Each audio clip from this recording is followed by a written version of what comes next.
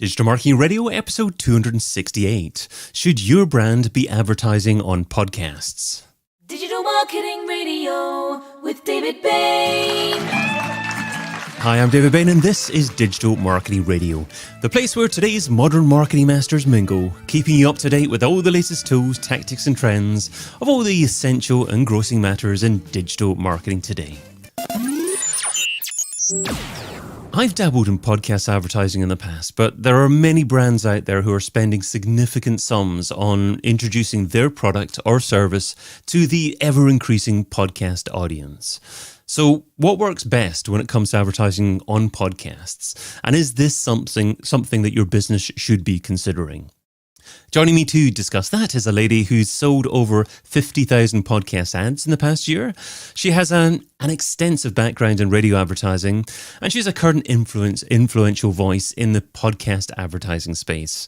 Welcome to DMR, the founder of True Native Media, Heather Osgood. Thanks so much for having me on. I'm excited to dig into one of my favorite topics, podcast advertising. Well, that was lucky. We chose the favorite one.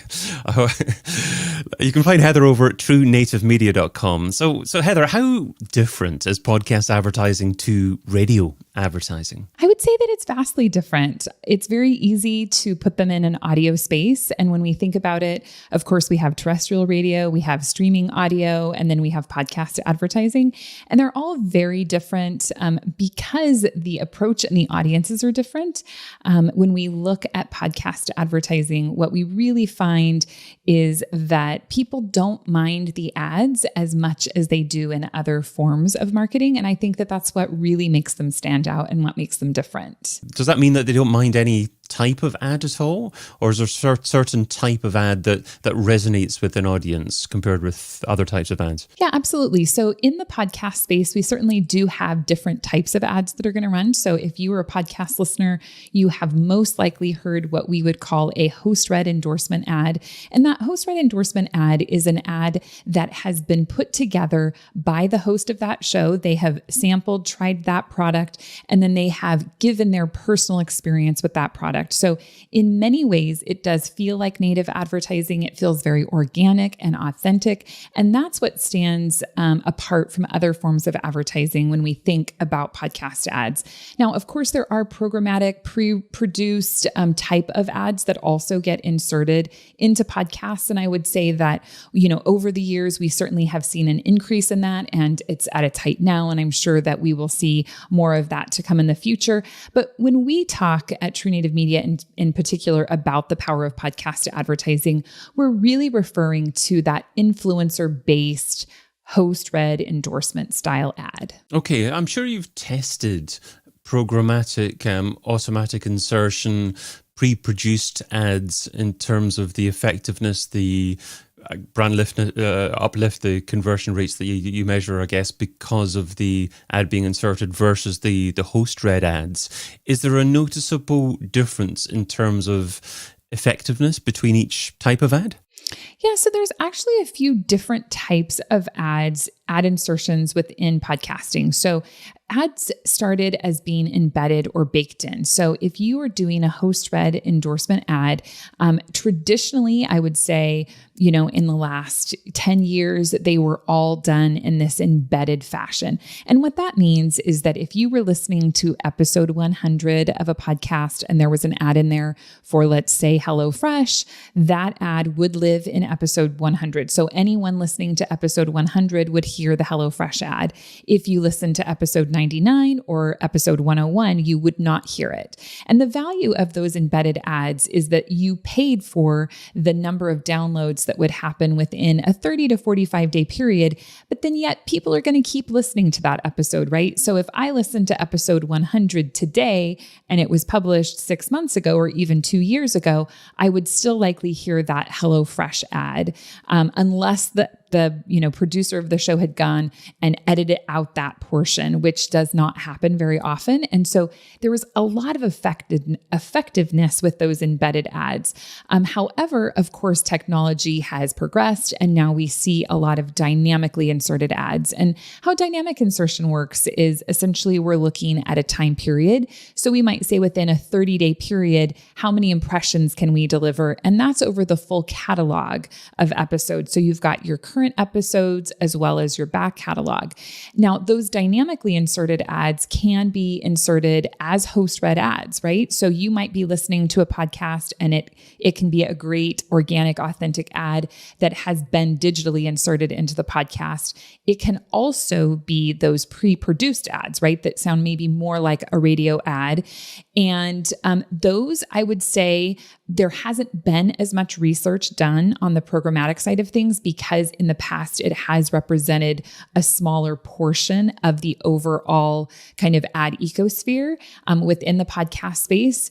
I will say that my prediction is that the entire industry is moving toward dynamic inserted ads, and that while embedded ad reads are extremely effective, dynamically inserted ads have their place, and there are certainly some advantages with those dynamically inserted ads as well. Okay.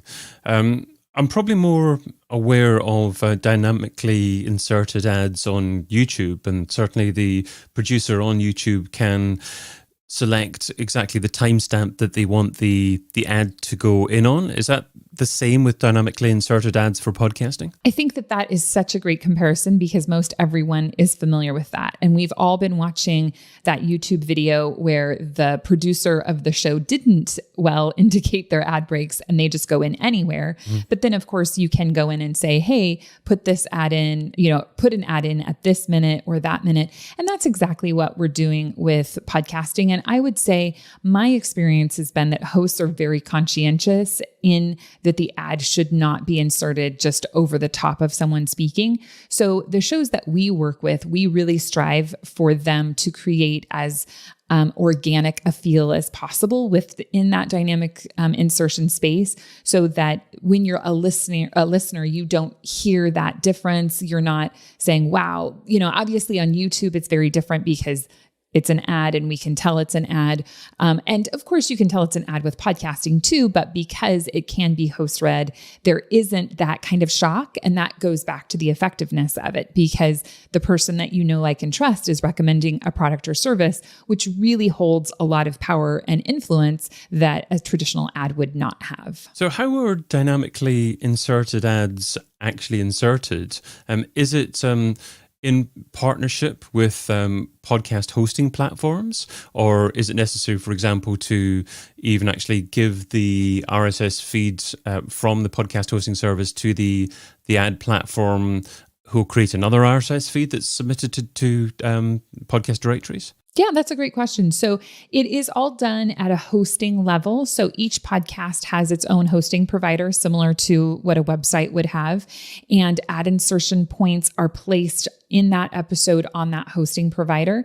And then the host has total control. So the host can do a number of different things with dynamic insertion. They could insert content if they wanted, right? That doesn't have to be an ad. But then it is placed in, you have that audio file that is the ad read that's placed on the hosting provider's page, and then it's inserted according to, of course, the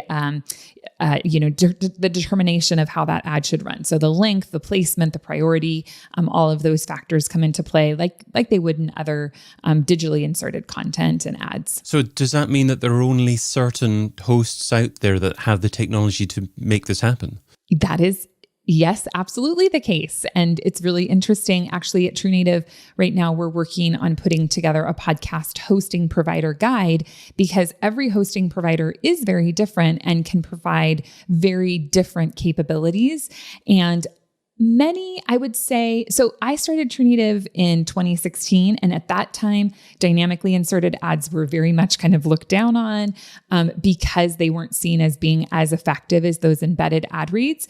And it was interesting at the time because there were very, very few hosting providers that did dynamic insertion. And I would say now, my estimation would be that at least 50% of them do, and more are moving toward it. It is really something that's very desirable because within a 4-week period, you can deliver a number of impressions, right? So let's presume that you have a weekly podcast and you get 10,000 downloads to that weekly podcast within a 30-day period. Well, even if I ran 2 ads in a month, in 2 separate episodes, it's going to take me a really long time before I can get to that 6 to 10 impression level, right? Mm-hmm. With dynamic insertion, many people binge listen to podcasts, number one. Number two, if you're a big fan of a show, you're going to definitely listen to all of their current episodes and potentially even some of the back catalog. So you have the opportunity to create a much higher frequency with that audience in a shorter period of time. So the impression basis really allows you, just a much greater reach with that impression basis as opposed to that embedded ad read. So one of the challenges with podcast ads can be that it is a very slow moving medium. And I would say that that's the case whether you're doing embedded or dynamically inserted. But when we're looking at dynamic insertion, we can speed the process up a bit more than we can with embedded ad reads. So is there any particular position within a podcast episode that the ad tends to be more effective in? Is it a certain percentage within through the podcast episode itself, and also does it work better if there's only one ad on the podcast episode? Yeah. So in terms of podcast ad placement, there's typically 3 spots that we look at: a pre-roll, a mid-roll, and a post-roll. Of course, they are exactly what you would presume them to be. And research tends to indicate that mid-roll ads are most effective. And the reason for that is, if you think about your own listening behavior, when you're listening to a podcast, the minute that you push play, if the first thing you hear is an ad, you still have your phone in your hand and it's really easy to fast forward through that ad, right? So if you push play and the host of the show says, "Our sponsor of today is HelloFresh," the first thing you're going to say is, "Well, I didn't push play to listen to an ad about HelloFresh. I push play to listen to the content." So it's easy to fast forward through pre-rolls. When we look at mid-roll placement, typically the person is going to be engaged doing something else, whether they're commuting, whether they're exercising, doing a chore. They're less likely to actually be holding the phone. And so it's a bigger chore for them to say, "I'm going to fast forward through this ad." So we tend to see the mid-roll placements being the most desired. I don't usually recommend post-roll ads unless you are a very well-recognized company and perhaps you're just working on extending your brand messaging. Most of us are not going to come to the end of a podcast and then say, "Oh, there's an ad. Let me continue listening so I can hear this ad." So my recommendation, especially if you're starting out, is to look for that mid-roll placement. I would say secondarily, pre-roll ads can be effective, especially if they're not the very first thing.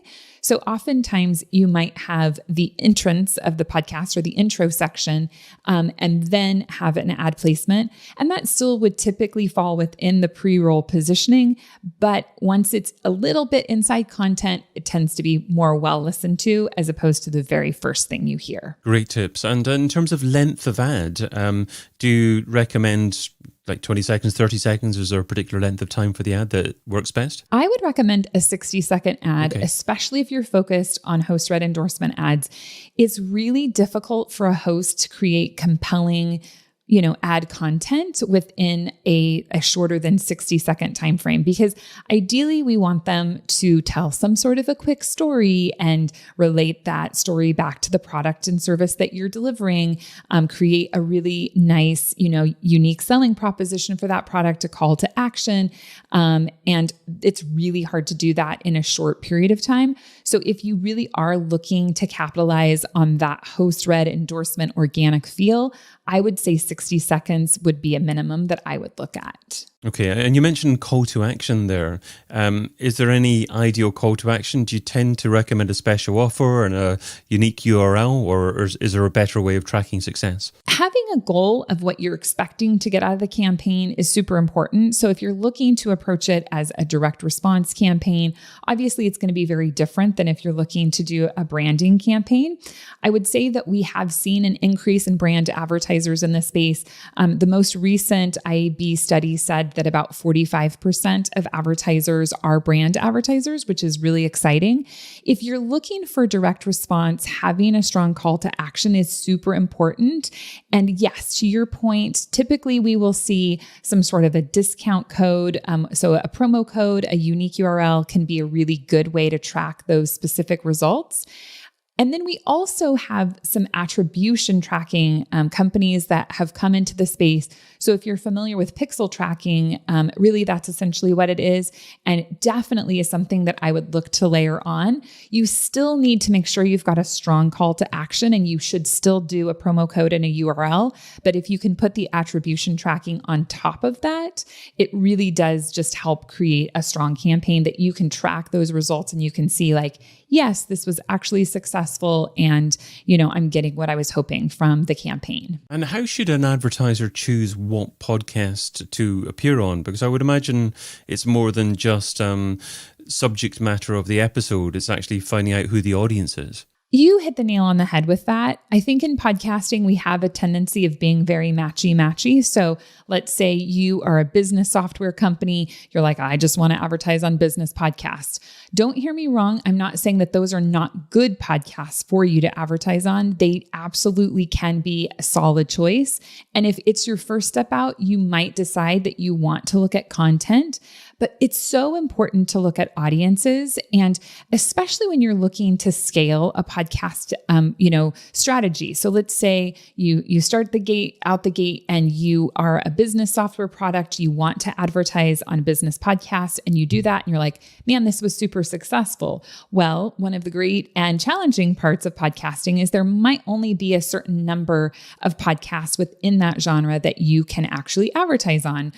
Maybe some of the other shows are sold out. Perhaps, you can't get on a show because they don't sell ads. So really looking at the audience fit is something that I highly encourage everyone to consider, because ultimately it is about, are you reaching the right people who are going to purchase your product?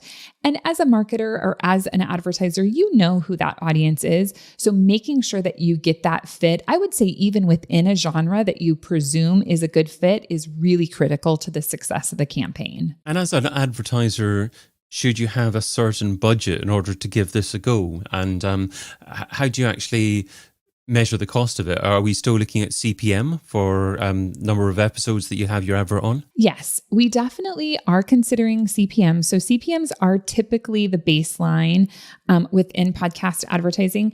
If you have a very kind of niche podcast, they will most likely not be looking at a CPM basis. So let's say you've got a favorite show and you approach them and you're like, hey, let's buy some ads on your show. They come back and they say, oh, well, we get 2,000 downloads and it's going to be $500 for an ad.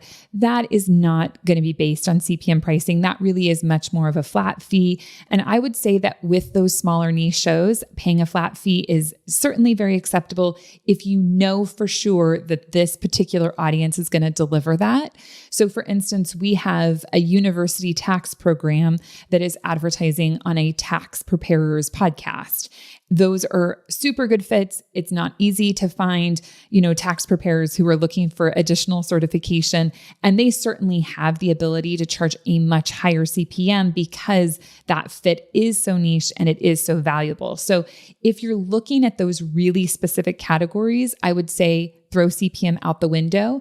If you are doing more broad-based advertising, perhaps you have, a direct consumer product or a software product. If you've got a really broad base of audience or potential client customer types, then I definitely would look at a CPM model. And I would also try to find a show that has a sizable audience, because if you advertise on shows that are too small, you're really not going to see much of a movement in the needle. I would say conversely, don't go for the big guys first, because I have seen people do that as well, where they're like, hey, I bought a 3-month run on a big comedy show for $75,000 and it didn't do anything, and now I'm out. And it's like, well, yeah, you probably shouldn't have started there. So if you can find mid-level shows to start with, that's a really good place to start. I encourage people to spend no less than, I would say, $10,000, maybe $5,000, because you want to be able to advertise on enough podcasts that you can do some comparison. Not every podcast is going to be a slam dunk winner for you. You're going to have to, test the medium just like you would test any other advertising medium. And there are going to be some shows that are really effective and other shows that aren't as effective. So your job then as a marketer is to, investigate, why did this show produce really good results? Why did that one not produce good results? Was it, maybe ultimately the content? Was it that the ad read wasn't good? Was it potentially that the host maybe didn't actually like the product all that well? So you kind of have to do some investigative work to then identify, well, I know a show in this size, doing these types of ads with this placement, with a host talking about these products is going to create really good results. And then you can go on to duplicate that. So for more programmatic ads, for larger campaigns, should advertisers have any concern about the nature of the content that their ad appears on? Yes. Brand safety is definitely something to be aware of. And I would say it is a very, topical issue within the space right now, because when we're looking at programmatic, meaning that you have no idea, where your ad is actually going to appear, that can be really important. So, in terms of how you go about purchasing programmatic ads, there certainly are a few companies that are leaders within that programmatic space. And I would talk to each of them. I wouldn't necessarily just go on a website and say, hey, here's $50,000. We're just going to put it in this, site and spend it and see what happens. I would definitely, if you've not done it before, meet with a company, understand how they are handling brand safety, and do they have mechanisms in place to really make sure that you're not advertising on content that isn't going to be aligned with your brand. One of the nice things about podcast advertising certainly is that freedom of speech element, and content can range significantly. And so your audience, but you also want to make sure that you're not advertising on a show that is very contrary to your beliefs, or just potentially, content that you might not want to align with. Great advice. Well, let's segue to part 2 of our discussion. So it's now time for Heather's thoughts on the state of digital marketing today. So starting off with secret software. So Heather, share a lesser known MarTech tool that's bringing you a lot of value at the moment and why that tool is important for you. So in terms of marketing, we certainly have marketed True Native Media, and we have tried to get the word out that podcast advertising is a good vehicle. So we were doing all of our social media, I would say, in a very fragmented way. There aren't a ton of people creating content around podcast advertising, as you can imagine. And we found that when we implemented the use of HubSpot, that really helped us centralize all of our planning, and we've been able to use it to track all of the different landing pages that we've created, our social posts, the engagement levels we've had. So I really just have loved HubSpot, and I would recommend that. Great. Okay, well, let's move on from something you currently use to something that you're going to use. So that is next on the list. So what's one marketing activity or tool that you haven't tried yet, but you want to test soon? So we haven't done a lot of paid advertising. I should say we have done no paid advertising at our company.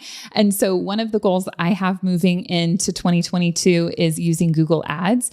We know that it's a competitive space, but we also feel that if we really want to advance our company, we need to be more visible through an advertising medium. And we're going to try Google because it seems like the best place to go. Good. Okay. So Google Ads, that's a massive platform certainly as well. We were talking briefly about YouTube as well. Would you start with with YouTube ads or just text ads? We are just going to start with text ads. In terms of YouTube, our strategy is to create content around podcast advertising, because if you go on YouTube currently, there is no content on how to buy ads. If you're a podcaster, there certainly is content, but our strategy on YouTube is just to start with more content creation and then potentially move into advertising. Okay, let's move on to The this or that round. So this is the quick response round. 10 quick questions, just 2 rows here. Try not to think about the answer too much, and you're only allowed to say the word both on one occasion, so use it wisely. Are you ready? I am ready. That's awesome. TikTok or Twitter? TikTok, Facebook or LinkedIn? LinkedIn. YouTube or podcast? Ooh, that's a hard the one. trick I'm going one, to say yeah. both. That's the both. Traffic or leads? Leads, Paid search or SEO? SEO, Ads or influencers? influencers, Google ads or Facebook ads? Google ads, Email marketing or chat marketing? email, MarTech stack or all-in-one platform? MarTech stack, One-to-one or scale? scale. Seemed relatively easy. Yeah. Now, you said both for YouTube and podcasting. I thought it was a slam dunk that you were just going to go for podcasting there. Were you joking with that, or do you actually mean both? No, I actually really, really mean that. And the reason I mean that is because I really believe that podcasts and YouTube are coming to an intersection where they are going to be linked. And the reason I think this is because YouTube is working on, you can now listen to YouTube without actually watching it. And many, many people, when you ask them if they've listened to a podcast, they will say something like, yeah, I watch my favorite podcaster on YouTube all the time. And I'm like, yeah, but they're different. So my prediction is that the two are going to be joining at some point in the future. And I think that we really have to pay attention to both, not either or. So does that mean that you think that exactly the same content works on YouTube and podcast? I.e., can I produce this show on video, publish it on YouTube, and expect it to be just as popular on YouTube as it is in audio form? Or do you not think that audio needs a slightly different format? YouTube needs a slightly different format as well, so it's difficult to produce the same piece of content for different mediums? I think that the content can be the same. I definitely think that a YouTube video and a YouTube watcher is very different than a podcast listener and a podcast. But what I will say is that I believe that people are going to start using YouTube to listen to podcasts. So it's not that they will be one and the same. It will just be that the tool is one where people can go to consume videos, but then they can also go to consume podcasts. Okay, let's move on to The $10,000 question. if I were to give you $10,000 and you had to spend it over the next few days on a single thing to grow your business, what would you spend it on and how would you measure success? If I were to spend it, I would definitely spend it on Google Ads, and I would measure that success based on the number of leads that I got for potential advertisers. Okay, and what would your call to action be? What would your landing page look like? And what would you be looking to achieve from that? So we would definitely want to help educate people about podcast advertising, because as we've been talking throughout this entire episode, most marketers really aren't super educated when it comes to podcast ads and how they can make it effective for their companies. And so the landing page would be very educationally based and most likely talk about us providing educational services for them. Great. Okay, well, to finish off, let's shift the focus to someone else who deserves it. So that is Magical marketer. So who's an up-and-coming marketer that you'd like to give a shout out to? What can we learn from them and where can we find them? I would recommend Mark Schaeffer. Mark Schaeffer has written a book that I really like about the idea that advertising is really dying because people aren't that interested in ads, right? None of us is saying, hey, can you please bring me more ads? So we have to get more creative as marketers about how we are actually really going to be positioning ourselves. And in terms of the way that we are approaching advertising, it really does need to be influencer based. And so that's why I really love Mark. He has a great blog and I follow him on LinkedIn. So I would highly recommend that you check him out. Check out Mark. Lovely stuff. Well, this was episode 268 of Digital Marketing Radio, where Heather Osgood from True Native Media shared great tips about advertising on podcasts, including when you get started, maybe think of a budget of 5 to 10K as a minimum. Think of mid-roll as the ideal opportunity to begin with, ideally just after the show intro, but mid-roll is certainly better than at the end of the podcast. Think of the audience when you're advertising, not necessarily the content. And also, you're not necessarily going for the most successful shows to begin with. Shows with a mid-level of success may have less advertisers and perhaps give you the best bang for your buck. Your secret software was HubSpot. Your next on the list was Google Ads, checking out text ads by Google. And of course, your magical marketer was Mark Schaeffer there as well. Heather, what's the best social platform for someone to follow you and to say hi? Yes, I love LinkedIn. I'm there often. So if you would like to come over and connect with me there, I would love to. Great. Okay, well, thanks for coming on. I've been your host, David Bain. You can also find me producing podcasts and YouTube shows for B2B brands over at castingcred.com. Until we meet again, stay hungry, stay foolish, and stay subscribed. Aloha. DigitalMarketingRadio.com.